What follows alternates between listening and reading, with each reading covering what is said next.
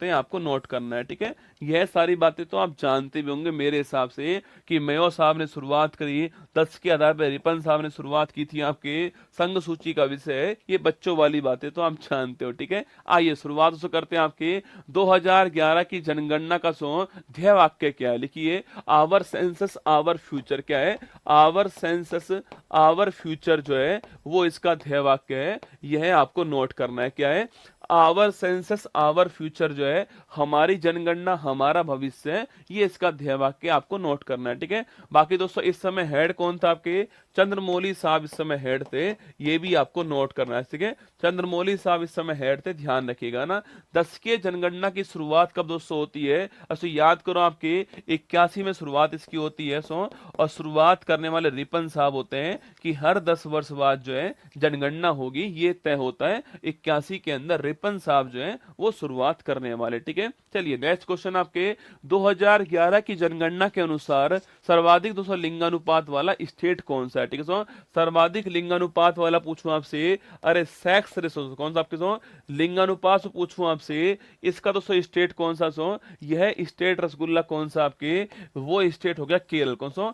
केरल जो है सर्वाधिक लिंगानुपात वाला स्टेट है, ये आपको ध्यान रखना है।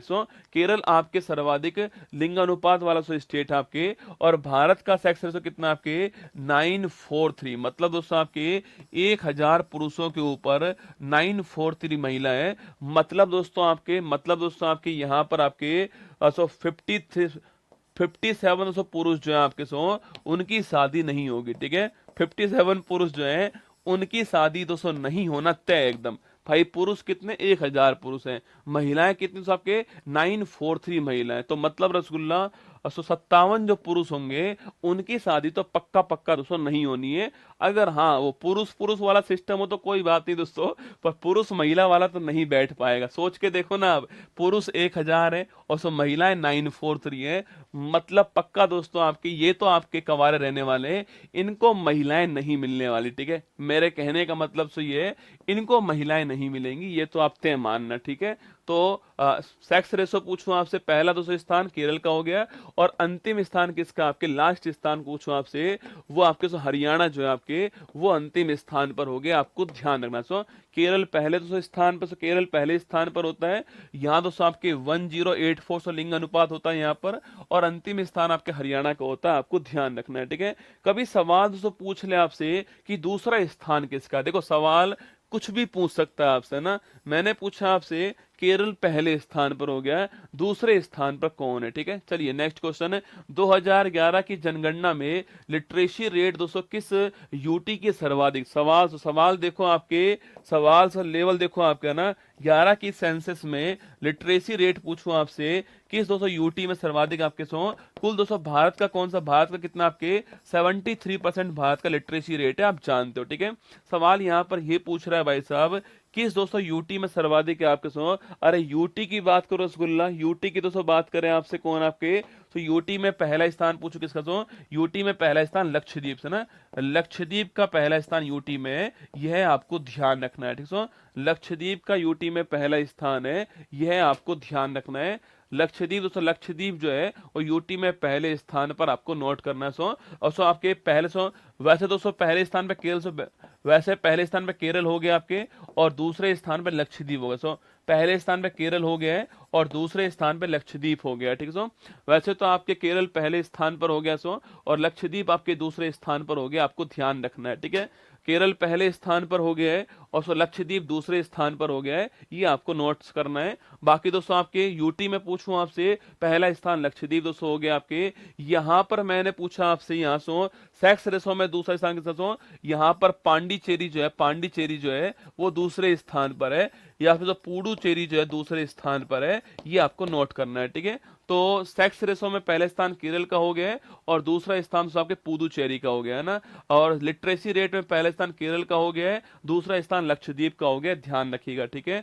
नेक्स्ट सवाल दोस्तों आपके सामने, 2011 की जनगणना में दोस्तों आपके न्यूनतम जनसंख्या वाला दोस्तों स्टेट कौन सा आपके? अरे मैक्सिमम पॉपुलेशन वाला स्टेट कौन सा आपके सो, वो है आपका उत्तर प्रदेश, ठीक है। सो पहले स्थान पे यूपी आपके सो, और अंतिम स्थान पूछो कौन आपके, लास्ट स्थान आपका सिक्किम हो गया, ठीक है। लास्ट स्थान कौन हो गया, सिक्किम जो आपके सो, सिक्किम अंतिम स्थान पे हो गया है राज्य के रूप में, आपको ध्यान रखना है, ठीक है। पहला स्थान उत्तर प्रदेश हो गया और अंतिम स्थान कौन सा हो चुका है, सिक्किम हो चुका है, आपको ध्यान रखना है, ठीक है। 2011 दोस्तों जनसंख्या में न्यूनतम जनसंख्या घनत्व वाला दोस्तों स्टेट कौन सा है, ठीक है। न्यूनतम जनसंख्या घनत्व वाला स्टेट पूछूं आपसे, कहाँ दोस्तों अधिकतम, अधिकतम वाला पूछूं आपसे, अधिकतम वाला दोस्तों बिहार हो गया, ठीक है। अधिकतम वाला बिहार से आपके, और न्यूनतम वाला कहाँ से, न्यूनतम वाला कौन हो गया आपके, न्यूनतम वाला अरुणाचल प्रदेश, ठीक है। अधिकतम वाला बिहार हो गया है, और न्यूनतम वाला कौन हो चुका है, अरुणाचल प्रदेश था अपना सो, ये न्यूनतम वाला हो चुका है, ठीक है। अधिकतम वाला बिहार और न्यूनतम वाला कौन है, अरुणाचल प्रदेश, आपको ध्यान रखना है, ठीक है। 2011 की जनगणना में दूसरा सबसे दोस्तों, दूसरा सर्वाधिक आबादी वाला दोस्तों स्टेट, ये सवाल आया, वो सवाल है, पहला दोस्तों, पहला तो उत्तर प्रदेश हो गया, सवाल पूछा दूसरा कौन दोस्तों, दूसरा कौन आपके, महाराष्ट्र दूसरा है, ठीक है। इस पॉइंट को आपको नोट करना दोस्तों ना, पहले स्थान पे उत्तर प्रदेश है और दूसरे स्थान पे महाराष्ट्र है, ये आपको नोट करना है। मैक्सिमम पॉपुलेशन वाला स्टेट कौन सा है, तो पहला दोस्तों आपके उत्तर प्रदेश हो गया और दूसरा महाराष्ट्र, आपको ध्यान रखना है, ठीक है। 2011 की जनगणना दोस्तों आपकी, इसमें सर्वाधिक आपके दशकीय वृद्धि पूछूं आपसे दोस्तों, 17.64% जो है वो भारत की ग्रोथ रेट है, ठीक है। भारत की 10 वर्षों में 17.64% जो है वो ग्रोथ रेट है, ये आपको नोट करना है, ठीक है। अगर सो यहाँ पूछूं आपसे सर्वाधिक ग्रोथ रेट वाला स्टेट कौन सा आपके, वो सो मेघालय पूछे आपसे, सो मेघालय जो है ये सर्वाधिक ग्रोथ रेट वाला स्टेट है, ये आपको नोट करना है, ठीक है। 17.60% ग्रोथ रेट आपके, ये भारत की एवरेज है, और मेघालय आपके भारत में सर्वाधिक जो है ग्रोथ रेट वाला स्टेट, आपको ध्यान रखना है, ठीक है।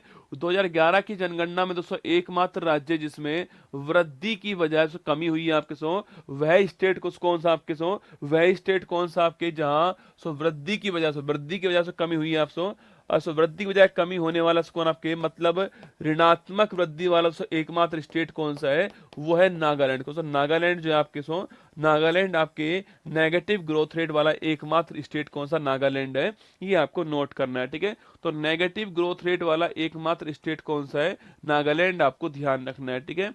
2011 की जनगणना में शहरी और ग्रामीण जनसंख्या दोस्तों, इसका परसेंट कितना, ठीक है। सो शहरी और ग्रामीण पूछो आपसे, शहरी सो अर्बन मतलब सो अर्बन आपके, और सो ग्रामीण मतलब आपके रूरल, ठीक है। सो शहरी पूछे आपसे कितनी, सो शहरी कितनी रसगुल्ला, सो नागालैंड तो लिखा है मैंने, नागालैंड तो लिखा है रसगुल्ला, शहरी पूछूं आपसे 31.16% शहरी, ठीक है। 31.16% शहरी दोस्तों, और ग्रामीण कितनी छा अपना, ग्रामीण 68.8% के आसपास ग्रामीण है, ये आपको नोट करना है, ठीक है। तो शहरी कितनी है, 31.6% शहरी है, और ग्रामीण आपके 68.8 के आसपास जो है वो आपके ग्रामीण दोस्तों, आपके 31.16 शहरी है और 68.8 आपके ग्रामीण, आपको ध्यान रखनी है, ठीक है। जनगणना अधिनियम किस 200 वर्ष का आपके, 1948, किस वर्ष का है, 1948 का जनगणना अधिनियम है, ये आपको ध्यान रखना है, ठीक है।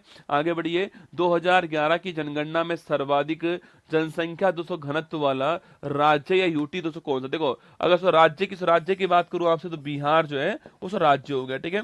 पर यहां पर सवाल पूछा है कि राज्य और यूटी दोस्तों कौन है आपके, तो वो दिल्ली होगा दोस्तों, है ना। राज्य यूटी से दोनों लिखा हुआ दिल्ली आएगा, ठीक है। भारत में सर्वाधिक जनसंख्या घनत्व कहां पर, दिल्ली के अंदर, ठीक है। राज्य में बिहार के अंदर, राज्य दोस्तों बिहार हो गया है, पर सवाल दोस्तों यहाँ पर पूछा है, दोनों पूछा है यहाँ पर, है ना। तो दोनों में कौन, दिल्ली आएगा पहले स्थान पर, ये आपको नोट करना है, ठीक है। दोनों में दिल्ली पहले दोस्तों स्थान पर आएगा, और सर राज्य आपके बिहार जो है वो राज्य में सो बिहार आपके स्थान आएगा, ठीक है। दोनों में दिल्ली आएगा। 11,320 दोस्तों लोग जो है 1 किलोमीटर स्क्वायर में रहते हैं, एक के ऊपर एक के ऊपर एक के ऊपर एक दोस्तों, ऐसे रहते हैं ये लोग, है ना। 11,320 आपके लोग केवल 1 किलोमीटर स्क्वायर में रहते हैं, एक के ऊपर एक के ऊपर एक के ऊपर एक के ऊपर एक, ऐसे रहते हैं भाई साहब, ठीक है। 2011 की जनगणना में दोस्तों आपके अनुसूचित जनजाति का 100% कितना आपके, अरे एसटी का परसेंट पूछूं आपसे, एसटी दोस्तों इसका परसेंट कितना है, ये एसटी एससी वाला सवाल दोस्तों आपके, एसटी एससी वाला सवाल आपसे पूछता है एग्जाम के अंदर कि एसटी कितना 100% है, एसटी कितना परसेंट और एससी कितना 100% है। तो एसटी लिखिए आप 8.6% एसटी है, ठीक है, कितना है 8.6% एसटी है, ये आपको ध्यान रखना है, ठीक है।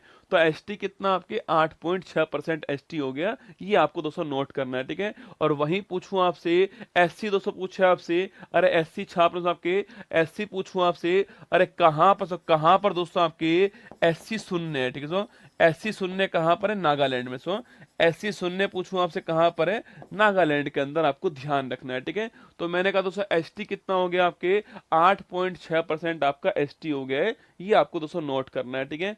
मैंने कहा दोस्तों आपसे एससी कितना हो गया है, एससी दोस्तों जीरो कहां पर है, सो नागालैंड दोस्तों यहां पर आपके एससी जीरो है, ये पॉइंट भी आपको ध्यान रखना है, इस पॉइंट को भी आपको नोट करना है, ठीक है। बाकी दोस्तों पूछूं आपसे, यहां पर देखिए 11 की पॉपुलेशन दोस्तों आपके, एससी का जो पॉपुलेशन आपके कितना परसेंट है, एससी का पॉपुलेशन कितना परसेंट है, अच्छा याद करो दोस्तों आपके फिक्स आंकड़ा, देखो घुमा घुमा के दोस्तों मत लिखो है ना कि 16% है, फिक्स आंकड़ा याद करना सीखो दोस्तों। जब याद ही कर रहे हो तो फिक्स याद कर लो कि 8.6% दोस्तों आपके फिक्स आंकड़ा आपके सामने यहाँ पर पूछ सकता है, ठीक है। मैंने कहा दोस्तों आपसे, मैंने कहा एससी वाला बताओ आपके 16 पॉइंट कितना है, अरे 16 पॉइंट छाप के सो बताओ, 16 पॉइंट कितना दोस्तों, 16.6% लिखो, 16.6% कितना है, 16.6% जो है वो एससी का आंकड़ा आपको नोट करना है। 16.6% जो है वो ठीक दोस्तों आंकड़ा है। आजकल दोस्तों ऑप्शन ऐसे ही आते हैं 16.4, 16.6, 16.8, 16.9, ऑप्शन ऐसे ही पूछेगा आपसे ना, तो 16.6 आंकड़ा आपको ध्यान रखना है, ठीक है। ये हमारी क्लास यहाँ पर समाप्त होती है। बाकी दोस्तों ये आपके लिए आज शाम को 8 बजे तैयार रहना। आज शाम को 8 बजे मैं आप सभी के लिए लगभग मैं आपको 150 सवाल के आसपास पढ़ाऊंगा, ठीक है। लगभग मैं आपको 150 क्वेश्चन के आसपास पढ़ाने वाला हूँ आज शाम को 8 बजे। क्लास 9th और क्लास 10th की जो एनसीईआरटी है वो आपको पढ़ाने वाला हूँ। इसमें कुछ सवाल आप जानते होंगे, कुछ सवाल आप नहीं जानते होंगे, क्योंकि दोस्तों ये एनसीईआरटी है, इसलिए बहुत ही महत्वपूर्ण क्लास होने वाली है। आज शाम को 8 बजे होने वाली आपके लगभग दोस्तों आपके 2 घंटे चलने वाली क्लास होगी। 2 घंटे तो चलने वाली है, पर दोस्तों आप जानती हो अगर मैंने 2 घंटे कहा है तो कितने चलेगी, है ना। तो 2 घंटे चलने वाली